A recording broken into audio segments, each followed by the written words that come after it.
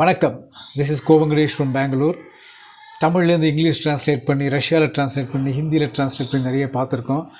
In fact Bhagavad Gita, Bible, குரானுக்கு அப்புறம் பல மொழிகளில் மொழிபெயர்க்கப்பட்ட ஒரு நூல்னால் திருக்குறளை சொல்லுவாங்க. நான் சின்ன பிள்ளையில் படிக்கும்போது நான் ஸ்கூலுக்கு போனேன்னு தவிர படித்தேனாங்கிறது எங்கள் டீச்சரை தான் கேட்கணும். அப்படி சொல்லுவாங்க திருக்குறளை. இப்போது தமிழில் ஒருத்தர் பேசுனது தமிழ்லேயே டிரான்ஸ்லேட் பண்ணால் எவ்வளோ பெரிய கொடுமை இது. பட் அதான் நடந்திருக்கு. லோக்சபாவில் கமல்ஹாசன் பேசினார். தயவுசெய்து யாராவது டிரான்ஸ்லேட் பண்ணி சொல்லுங்கள், ஏன்னா ஒன்றுமே புரியல.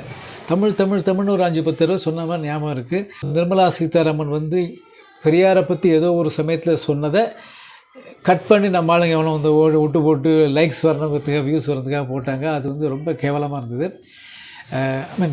சீதாராமன் பேசினதில்லை, அதுக்கு அதை ஒட்டு போட்டு இவங்க வியூஸ் வரணுங்கிறதுக்காக பண்ணது. அவர் கூட பெரியார் பேரை எடுக்கவே இல்லை.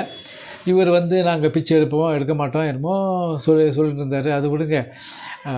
கமல்ஹாசன் பேசினதை நீங்கள் தமிழ்லேயே டிரான்ஸ்லேட் பண்ணி எனக்கு சொல்லிட்டீங்கன்னா உங்களுக்கு 1000 பொற்காசுகள் பரிசாக கொடுக்கப்படும்.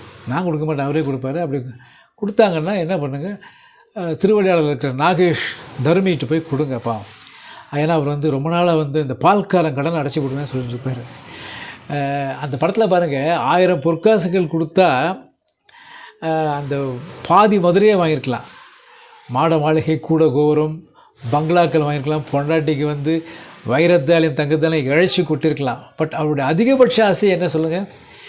ரொம்ப ப்ராக்டிக்கலாக இருப்பார் இவர், டைரக்டர் ஏபி நாகராஜன். அவரோட அதிகபட்ச ஆசையை முதல்ல இந்த பால்காரன் கடனை அடைச்சி விடணும். இப்படி யோசிச்சிங்கன்னா அந்த டைலாக்கோட வீரியம் உங்களுக்கு தெரியும் இல்லையா? பாதி மதுரையே வாங்கியிருக்கலாம். பட் அவ்வளோ நல்ல ஒரு டைலாக்கு. ஸோ தயவுசெய்து இந்த 1000 பொற்காசுகளை நீங்கள் கமல்ஹாசனையும் அந்த எனக்குலாம் ஒன்றும் வேண்டாம், 5 பைசா வேண்டாம் எனக்கு.